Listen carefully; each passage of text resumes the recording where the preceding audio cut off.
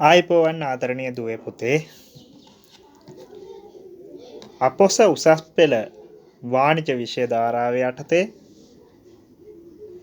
ව්‍යාපාර අධ්‍යයනය විෂයට අදාළ විෂය මාලාව පිළිබඳව තමයි අද අප සාකච්ඡා කරන්නට බලාපොරොත්තු වෙන්නේ. ඒකේ පළවෙනි ඒකකය හැටියට ව්‍යාපාර පදනම හා ව්‍යාපාර පරිසරය කියන විෂය ඒකකයේ සම්බන්ධයෙන් තමයි අපේ මේ පාඩමේදී සාකච්ඡාවට භාජනය වන්නේ. අපොස උසස් පෙළ විෂය ධාරාව තුළ ප්‍රශ්න පත්‍රය සැකසීමේදී සැලකිය යුතු ප්‍රශ්න ප්‍රතිශතයක් යොමු වන පාඩමක් හැටියට තමයි ව්‍යාපාර පදනම හා ව්‍යාපාර පරිසරය කියන පාඩම අපිට හඳුනා ගන්නට පුළුවන්. මුලින්ම අපි බලමු ව්‍යාපාරයක් කියන්නේ මොකක්ද කියලා.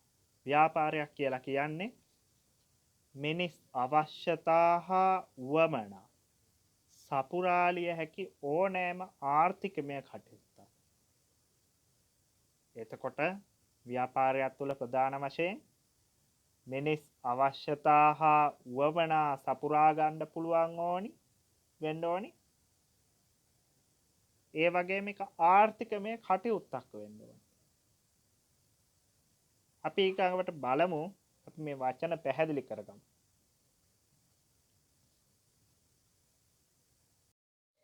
අපි බලමු අවශ්‍යතාවයක් කියන්නේ මොකක්ද කියලා. අවශ්‍යතාවයක් කියලා කියන්නේ මිනිසා විසින් අනිවාර්යයෙන්ම සපුරා ගත යුතු කායික හා මානසික තත්ත්වයක් තමයි අවශ්‍යතාවයක් කියන්නේ. එතකොට ප්‍රධාන වශයෙන් මිනිස් අවශ්‍යතා මොනවාද? ආහාර පාන, ඇඳුම් පැළඳුම්, නිවාස. මේ වගේ දේවල් තමයි මූලික අවශ්‍යතා හැටියට හඳුන්වන්නේ අපි. ඊගාවට අපි බලමු උවමනා කියන්නේ මොනවද කියලා. මිනිස් අවශ්‍යතා සපුරා ගන්නා විවිධ ස්වරූපයන්. අපේ මූලික අවශ්‍යතාවය තමයි ආහාර කියලා. ආහාර වෙනුවට භාවිතා කරන දේවල් මොනවද? බත් ගන්න පුළුවන්, පාන්, ඉන්දියාප්ප, ඒ වගේ ආහාර අවශ්‍යතාවය සපුරා ගන්න ආකාරයන් තමයි උවමනා කියලා කියන්නේ. ඇඳුම් පැළඳුම් ගත්තොත් කාලේසම්, කාමීස, ගව් ඔය වගේ ඒ අවශ්‍යතාවය සපුරා ගන්න අපි භාවිතා කරන දේවල් තමයි උවමනා වන්නේ. නිවාසයක් හැටියට ගත්තොත් නිවාස අවශ්‍යතාවය සපුරා ගන්න ආකාරය මහල් නිවාසයක් වෙන්න පුළුවන්, පැල්පතක් වෙන්න පුළුවන්, කොළේ නිවසක් වෙන්න පුළුවන්. මේ වගේ දේවල් තමයි උදාහරණ හැටියට හඳුන්වන්න පුළුවන්නේ උවමනා කියන දේවල් වලට. හොඳයි, දැන් අපි බලමු අවශ්‍යතාවල ලක්ෂණ මොනවද කියලා. අවශ්‍යතා අපි කලින් කතා කරා. අවශ්‍යතා කියන්නේ අනිවාර්යයෙන්ම සපුරා ගත යුතුය. එතකොට මිනිසා විසින් අනිවාර්යයෙන්ම සපුරා ගත යුතු තත්වයක් තමයි අවශ්‍යතාවයක් කියලා කියන්නේ. ඊගාවට තව ලක්ෂණයක් තමයි පොදු වීම. මේක හැම මනුස්සයාටම පොදු අවශ්‍යතා කියන දේවල්. අවශ්‍යතා කියන දේ සීමිතයි. ආහාර කියන අවශ්‍යතාවය ඇතුලේ තමයි තියෙන්නේ. ඒක සපුරා ගන්න ආකාරය. ඇඳුම් පැළඳුම් කියන අවශ්‍යතාවය ඇතුලේ තමයි තියෙන්නේ. ඇඳුම් පැළඳුම් සපුරා ගන්න ආකාරය. ඒ වගේම අවශ්‍යතා ප්‍රාථමිකයි. අවශ්‍යතා සරලයි. ඒ වගේම ව්‍යාපාරිකයන්ට අවශ්‍යතා නිර්මාණය කිරීමේ හැකියාවක් නැහැ. මේක තමයි අවශ්‍යතාවල මූලික ලක්ෂණ. මොනවද? මිනිසා විසින් අනිවාර්යයෙන්ම සපුරා ගත යුතුයි මිනිසාට එක පොදු ලක්ෂණයක්. අවශ්‍යතා සීමිතයි. අවශ්‍යතා ප්‍රාථමිකයි. අවශ්‍යතා සරලයි. ව්‍යාපාරිකයන්ට නිර්මාණය කළ නොහැකි දෙයක් තමයි අවශ්‍යතා කියලා කියන්නේ. අපි බලමු උවමනා කියන්නේ මොනවද කියලා. උවමනා කියන දේ අපි ඉස්සර වෙලත් විග්‍රහ කරගත්තා. උවමනා කියන්නේ මිනිස් අවශ්‍යතා සපුරා ගන්නා විවිධ ස්වරූපයන් හැටියට අපි හඳුනාගත්තා. උවමනා කොහොමද? ආහාර අවශ්‍යතාවය සපුරා ගන්නවා. බත්, පාන්, රොටි, ඔය වගේ පීට්සා, ඔය වගේ දේවල් වලින් අපි ආහාර අවශ්‍යතාවය සපුරා ගන්න භාවිතා කරන දේවල් තමයි උවමනා. ඇඳුම් අවශ්‍යතාවයත් ඒ වගේ. ඇඳුම් අවශ්‍යතාවය සපුරා ගන්න අපි ගවුම්, කමිස, කලිසම් ඒ වගේ දේවල් අපි හඳුනාගත්තා. ඒ වගේම අපි ඊගාවට බලමු උවමනාවල ලක්ෂණ මොනවද කියලා. අපි උවමනා හඳුනාගත්තා. උවමනාවලට උදාහරණ හඳුනාගත්තා. අපි දැන් බලමු උවමනාවල ලක්ෂණ මොනවද කියලා. ජීවත් වීම සඳහා අත්‍යවශ්‍යම නොවීම. පුද්ගලයාගෙන් පුද්ගලයාට වෙනස් වීම. උවමනා අසීමිතයි. උවමනා ද්විතීකයි. උවමනා සංකීර්ණයි. ව්‍යාපාරිකයන්ට නිර්මාණය කළ හැකි. උවමනා කියන දේ පුද්ගලාබද්ධ වේ. සමාජ බලවේගයකින් හෝ ප්‍රවර්තනයක් මගින් වෙනස් කළ හැකි.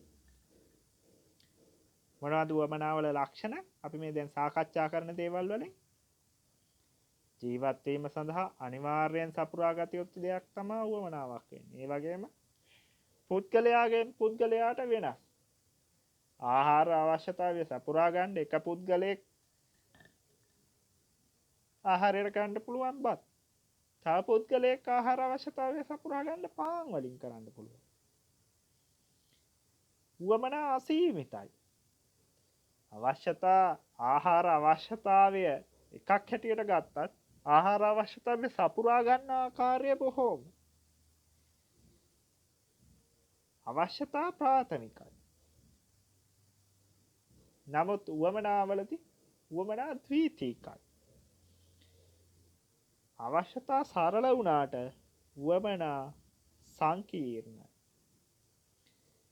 අවශ්‍යතා කියන දේ ව්‍යාපාරිකයන්ට නිර්මාණය කරන්න බැරි දෙයක් හැටියට අපි හඳුන්වනවා. නමුත් උවමනා කියන දේ ව්‍යාපාරිකයන්ට නිර්මාණය කළ හැකි.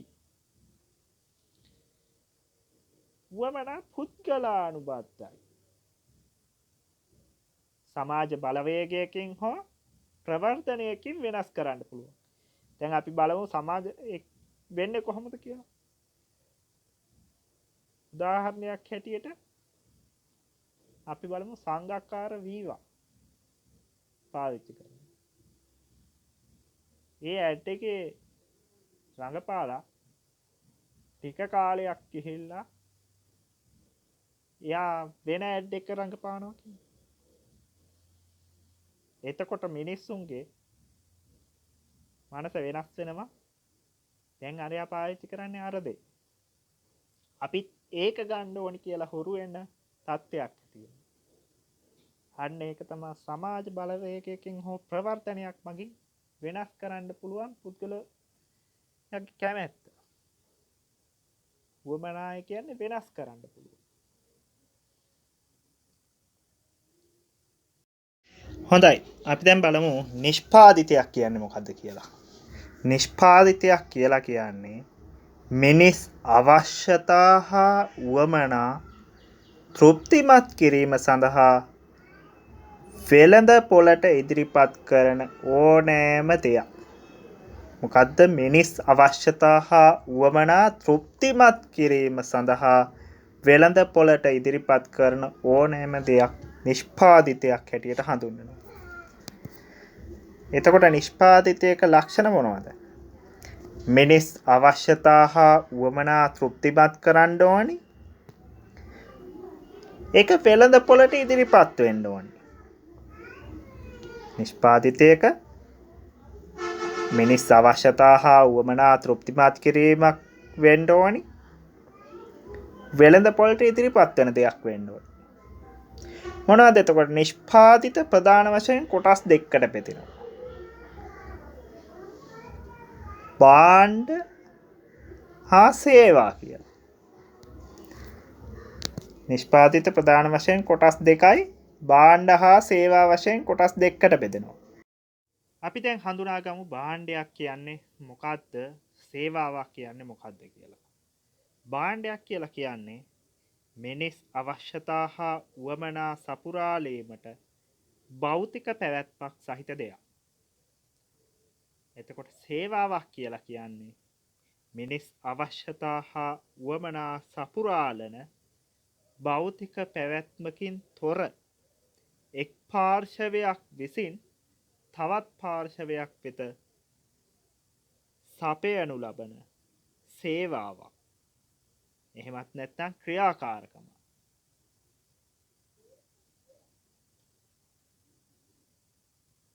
භාණ්ඩයක් හා සේවාවක් අතර වෙනස්කම් අපි දැන් හඳුනාගමු.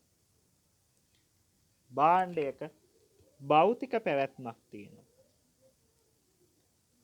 සේවාවක භෞතික පැවැත්මක් නැහැ.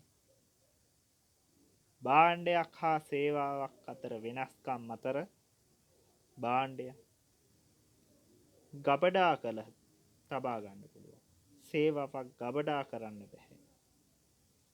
භාණ්ඩයක් සමජාතීයව නිෂ්පාදනය කරන්න පුළුවන්. නමුත් සේවාවක් සමජාතීය නැහැ.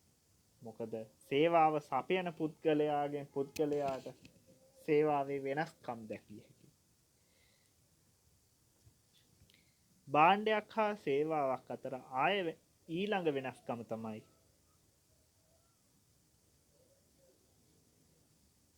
සපයන්නාගෙන් වෙන් කළ හැකි භාණ්ඩයක්.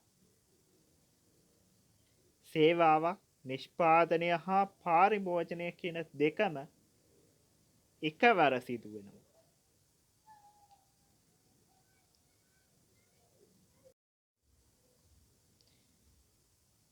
දැන් අපි බලමු ව්‍යාපාරිකයන් කියන්නේ කවුද කියලා. මිනිස් අවශ්‍යතා හා උවමනා සපුරාලීමේ නිරත සියලු පාර්ශවයන් අපි ව්‍යාපාරිකයන් හැටියට හඳුන්වනවා. එතකොට මිනිස් අවශ්‍යතා හා උවමනා සපුරාලන සියලු පාර්ශවයන් වෛද්‍යවරු වෙන්න පුළුවන්, ව්‍යාපාරිකයන් වෙන්න පුළුවන්,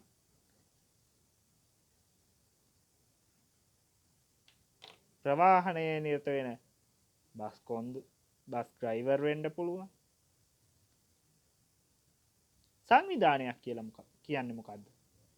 පොදු අරමුණක් ඉටු කර ගැනීම සඳහා පුද්ගල කණ්ඩායමක් සාමූහිකව එක්ව ක්‍රියා කිරීම සංවිධානයක් හැටියට හඳුන්වනවා. සංවිධාන ගැන අපි දීර්ඝව හඳුනා ගන්න තියෙනවා. දැනට අපි කෙටියෙන් හඳුනාගමු. වෙළඳ පොළක් කියන්නේ මොකද්ද? ගැනුම්කරුවන් හා විකුණුම්කරුවන් හමුවන ඕනෑම ස්ථානයක් වෙළඳ පොළක් හැටියට හඳුන්වන්න පුළුවන්. එතකොට වෙළඳ පොළක් කියන දේ භෞතික වෙන්නත් පුළුවන්, භෞතික නොවන වෙන්නත් පුළුවන්. භෞතික වෙළඳ පොළක් කියන්නේ අපි කඩයක් හැටියට ගත්තොත් ඒක අපිට භෞතිකව පේනවා. නමුත් වෙළඳාම අන්තර්ජාලය හරහා ඒ වගේ කරනවා නම් ඒක භෞතික ස්ථානයක් නෑනේ. ඒක භෞතික නොවන වෙළඳ පොළක් හැටියට හඳුන්වනවා. අපි දැන් බලමු ව්‍යාපාරවල ගුණාංග මොනවද කියලා. අනන්‍යතාවය සඳහා නමක් තිබීම. ව්‍යාපාරයක් කරනවා නම් සාමාන්‍යයෙන් අපි ඒකට නමක් දානවා. ඊළඟට දැනුම කුසලතා ආකල්ප සහිත පිරිසක් සිටින. ව්‍යාපාරයක් සාමාන්‍යයෙන් පටන් ගන්න නෑනේ. ඒ පිළිබඳව සාමාන්‍යයෙන් හරි දැනුමක් තියෙනවා නම් තමයි ව්‍යාපාරයක් කෙනෙක් පටන් ගන්න. නිශ්චිත ඉලක්ක පැවතීම. කෙනෙක් ව්‍යාපාරයක් පටන් ගන්නේ ලාභයක් ලබන්න නැතුව පාඩු ලබන්න ව්‍යාපාරයක් පටන් ගන්න නෑනේ. සාමාන්‍යයෙන් සිල්ලර බඩු කඩයක් පටන් ගත්තත් ලාභය තමන්ගේ ඉලක්කයේ හැටියටනේ දකින්නේ. පිටිමත් පාලනයක් තිබීම. නිසි ලෙස පාලනයක් උනේ නැත්තම් ව්‍යාපාරයක් නිකම්ම බංකොලොත් වෙනවනේ. සංවිධාන දූරාවලියක් පැවතීම. නිසි සංවිධාන දූරාවලියක් යටතේ තමයි ව්‍යාපාරයක් කරනවා නම් කරන්න ඕනි. ව්‍යාපාරවල මූලික ලක්ෂණ මොනවද? අපි දැන් බලමු. විකුණුම් බෙදා හැරීම් ප්‍රවාහණය වගේ කාර්යයන් රැසක් සිදු වෙනවා ව්‍යාපාරයකදී. විවිධ සම්පත් භාවිතා කරනවා. භාණ්ඩ ගත්තොත් විවිධ දේවල් භාවිතා කරනවා. පරිසර බලවේග මගින් බලපෑම් ඇතිවීම. ව්‍යාපාරයක් කරගෙන යද්දී අභ්‍යන්තර පරිසරය හා බාහිර පරිසරය කියලා දෙකක් තියෙනවනේ. අභ්‍යන්තර පරිසරයේ බලපෑමුත් තියෙනවා, බාහිර පරිසරයේ බලපෑමුත් තියෙනවා ව්‍යාපාරයක් කරගෙන යද්දී. ගනුදෙනු අඛණ්ඩව සිදුවීම. ව්‍යාපාරයක් නම් දිගටම ගලාගෙන යන්න ඕනේ. එහෙම නැත්නම් ව්‍යාපාරයක් සිද්ධ වෙන්නේ නැහැ. ව්‍යාපාරයක් කරගෙන යනවා නම් ඒක දිගින් දිගටම අඛණ්ඩ පැවැත්මක් තියෙන්න ඕනේ. ආර්ථික සමාජීය වශයෙන් වැදගත් වීම. එක්ක ආර්ථික වශයෙන් වැදගත් දෙයක් ව්‍යාපාරයක් හැටියට හඳුන්වන්න පුළුවන්. නැත්නම් සමාජීය වශයෙන් වැදගත් දෙයක් වෙන්න ඕනේ. එතකොට ව්‍යාපාරවල මූලික ලක්ෂණ මොනවද? විකුණුම් බෙදා හැරීම් ප්‍රවාහනය ආදී කාර්යයන් රැසක් සිදු වෙනවා. විවිධ සම්පත් භාවිතා කරනවා. පරිසර බලවේග මගින් බලපෑම් ඇතිවීම. ගනුදෙනු අඛණ්ඩව පවත්වාගෙන යාම. ආර්ථික සමාජීය වශයෙන් වැදගත් වීම. මේ වගේ ලක්ෂණ අපිට හඳුන්වන්න පුළුවන් ව්‍යාපාරවල මූලික ලක්ෂණ හැටියට. අපි බලමු ව්‍යාපාරයක් මගින් සිදුවෙන ආර්ථික හා සමාජීය වැදගත්කම. මිනිසුන්ට අවශ්‍ය භාණ්ඩ හා සේවා සැපයීම. දෛනික අවශ්‍යතා සපුරා ගන්න මිනිස්සු උත්සාහ ගත්තොත් ඒකට භාණ්ඩ හා සේවා මිලදී ගන්න තැනක් තියෙනවා. ඒ භාණ්ඩ හා සේවා සැපයීම ඒ වගේ දේවල් අපිට ගන්න පහසු වෙන්නේ ව්‍යාපාර තියෙන නිසා. ඊළඟට ව්‍යාපාර මගින් රැකියා අවස්ථා බිහි වෙනවා. ආර්ථික සංවර්ධනයට දායක වීම. රටේ ආර්ථික වර්ධනයට ව්‍යාපාර වලින් බලපෑමක් සිදු වෙනවා. ආදායම් මාර්ග පුළුල් කිරීම. ව්‍යාපාරයක් මගින් ආදායම් මාර්ග පුළුල් කරනවා. සමාජ සේවාවන්හි නිරත වීම.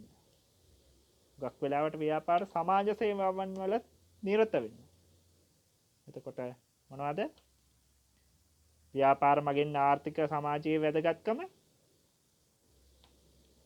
මිනිසුන්ට අවශ්‍ය භාණ්ඩ හා සේවා නිෂ්පාදිත සැපයීම.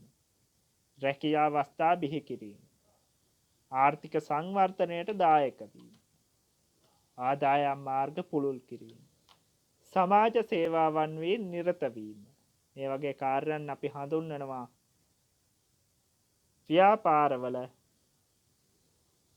ව්‍යාපාර මගින් ආර්ථිකය හා සමාජීය වැදගත්කමක් හැටියට.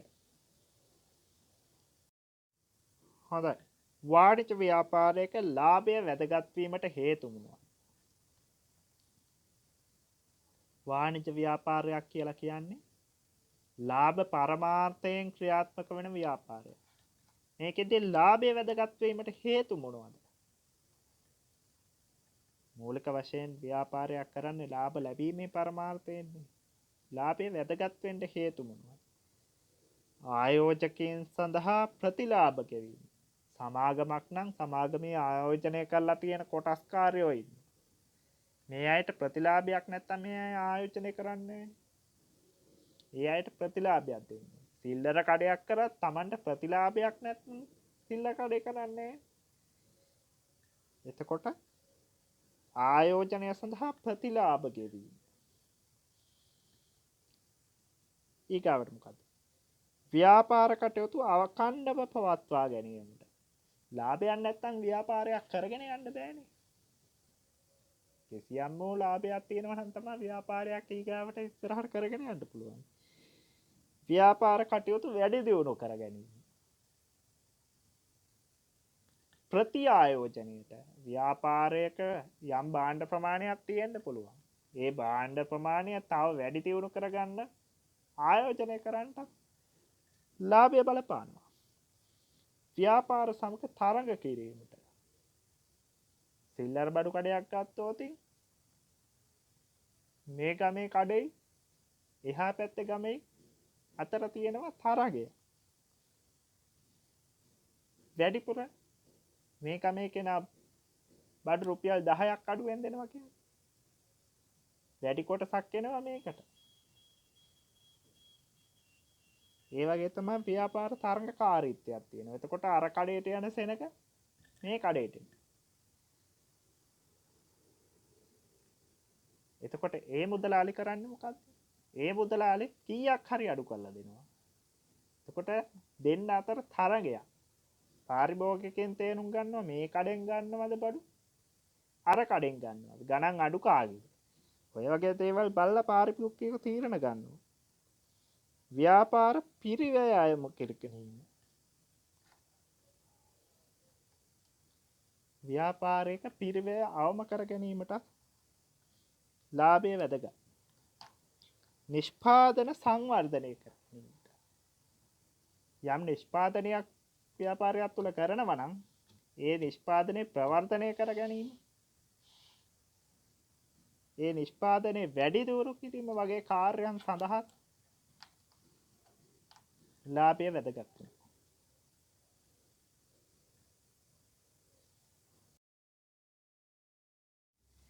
හොඳයි දුවේ පුතේ, අද දිනේදී අපි සාකච්ඡා කරනු ලැබුවේ ව්‍යාපාර අධ්‍යයනය විෂයට අදාළව පළවෙනි විෂය ඒකකයේ ව්‍යාපාර පදනම හා පරිසරය කියන විෂය ඒකකයට අදාළව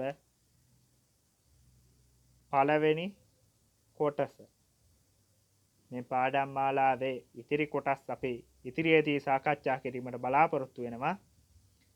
ව්‍යාපාර අධ්‍යයනය විෂය තෝරාගෙන අපොස උසස් පෙළට මුහුණ දෙන්නට බලාපොරොත්තු වෙන අපේ දරුදරුවන්ට ව්‍යාපාර පදනම හා පරිසරය කියන පාඩමේ මූලික කොටස් තමයි අපි අද දිනේදී සාකච්ඡා කරේ. මේ ආකාරයෙන් ඉදිරියේදී අපි ඉතිරි කොටස් සාකච්ඡා කිරීමට බලාපොරොත්තු වෙනවා. අද දිනයට අපි සමුගන්නවා.